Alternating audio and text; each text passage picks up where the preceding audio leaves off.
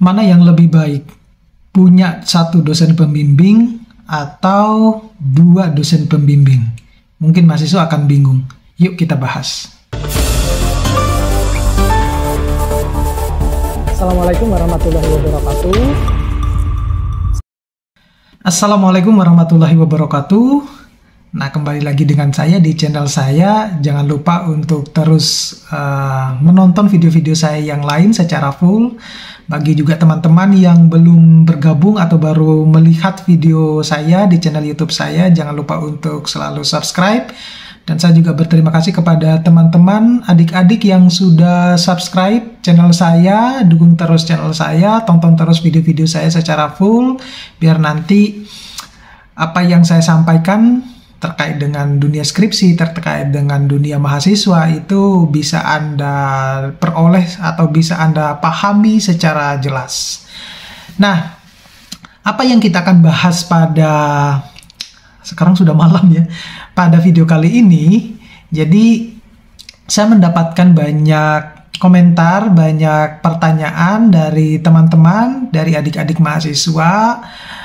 Mungkin mereka berpendapat atau mendengarkan beberapa teman-temannya yang mungkin beda universitas ya. Jadi ataupun satu universitas tapi beda jurusan, di mana seringkali mereka mengalami kebingungan ya, atau muncul pertanyaan-pertanyaan, sebenarnya enak punya satu dosen pembimbing atau dua dosen pembimbing gitu ya. Jadi di antara beberapa mahasiswa, teman-teman mahasiswa yang bertanya-tanya terkait dengan sebaiknya cuma satu dosen pembimbing atau dua dosen pembimbing, itu kembali lagi kepada kebijakan dari masing-masing kampus atau dari masing-masing jurusan. Nah, pada video saya yang sebelumnya sudah saya bahas terkait dengan tupoksi atau tugas dan wewenang dari masing-masing dosen pembimbing ya, baik itu cuma memiliki satu dosen pembimbing ataupun dua dosen pembimbing.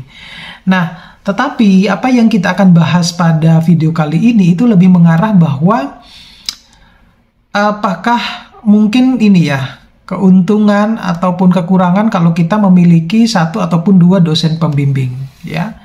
Jadi saya juga akan share ini berdasarkan pengalaman saya sewaktu saya kuliah. Pernah saya mengalami yang S1 dulu satu dosen pembimbing, kemudian S2 dua dosen pembimbing, dan saat ini S3 juga dua dosen pembimbing. Jadi saya sekaligus apa yang pernah saya rasakan mungkin bisa saya sharing nanti berkaitan dengan apa yang kita akan bicarakan pada video kali ini. Nah, jadi kita bicara dulu untuk yang satu dosen pembimbing. Jadi kalau menurut saya bagusnya kalau ataupun enaknya kalau kita memiliki satu dosen pembimbing. Jadi saya memposisikan diri saya sebagai mahasiswa ya. Jadi kalau kita memiliki satu dosen pembimbing itu, kita mungkin tidak akan pernah mengalami berbeda pendapat ya antara dosen yang satu, dosen yang sama, dosen yang lain. Kenapa demikian? Karena semua pendapat, semua masukan itu atau semua saran itu berasal dari satu dosen pembimbing. Nah, kita tinggal mengikuti aja itu. Di setiap kali kita bimbingan sama satu dosen pembimbing tersebut. Jadi apa yang dia sarankan, apa yang dia ingin berikan informasi terkait dengan apa yang berkaitan dengan skripsi kita itu bersumber dari satu dosen pembimbing. Sehingga bisa dikatakan perbedaan pendapat antara dosen A sama dosen B itu tidak pernah akan terjadi ya. Mungkin kita akan mengalami perbedaan pendapat itu ketika pada saat posisi kita sudah akan sidang atau posisi kita sudah sidang. Jadi di mana kalau kita sidang itu kan terdiri atas dua dosen penguji. Jadi mungkin di situ akan terjadi perbedaan argumen. Dari situ. Nah, itu jadi kalau menurut saya kalau untuk satu dosen pembimbing itu bukan berarti tidak bagus, tapi dia untuk saran yang diberikan itu lebih cepat ya, ataupun ini akan juga memperlancar proses kita menulis skripsi. Itu dari satu segi dosen pembimbing ya. Nah, keunggulannya kalau untuk yang memiliki dua dosen pembimbing itu adalah ini kebalikan dari nanti ya yang untuk dosen pembimbing satu ya, yang hanya cuma memiliki satu dosen pembimbing. Itu kalau keunggulannya menurut saya kalau yang kita memiliki dua dosen pembimbing itu adalah saran yang diberikan itu jauh lebih banyak. Nah, sehingga kita punya banyak pilihan untuk bisa mempercantik ataupun bahkan bisa menyempurnakan skripsi kita itu jauh lebih baik. Nah, kekurangannya kalau kita memiliki satu dosen pembimbing itu karena satu dosen pembimbing itu kan dia akan membimbing beberapa mahasiswa ya. Membimbing beberapa mahasiswa seringkali tidak fokus. Kekurangannya semacam itu. Ya, apa yang saya rasakan semacam itu. Jadi karena mungkin ditambah lagi dengan beban pekerjaan di kantor sehingga mereka kadang kurang fokus dan juga kurang bisa membagi waktu ketika mahasiswanya mau bimbingan. Nah, semacam itu. Jadi ini juga bisa menjadi pelajaran buat mahasiswa-mahasiswa sebenarnya satu ataupun dua dosen pembimbing itu adalah sama baiknya. Gitu. Jadi kalau misalnya dibandingkan ya masing-masing punya plus minus. Nah, kerugian yang lain kalau dosen pembimbing satu itu adalah karena tadi dia kurang fokus sehingga apa yang ada di tulisan kita itu seringkali pada akhirnya banyak akan dicecar ketika sidang.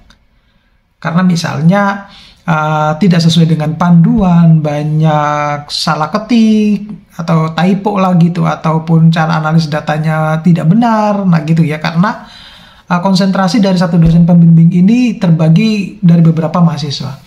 Nah, tetapi kalau kita memiliki dua dosen pembimbing itu seperti apa yang saya jelaskan di video saya sebelumnya bahwa ada tugas masing-masing ya. Jadi dosen pembimbing dua itu mungkin lebih kepada konteks teknikal ya. Nah, sehingga kalau dosen pembimbingnya ada dua, yang satu dia berbicara tentang teknikal, yang satunya mungkin berbicara tentang konteks isinya. Nah, semacam itu.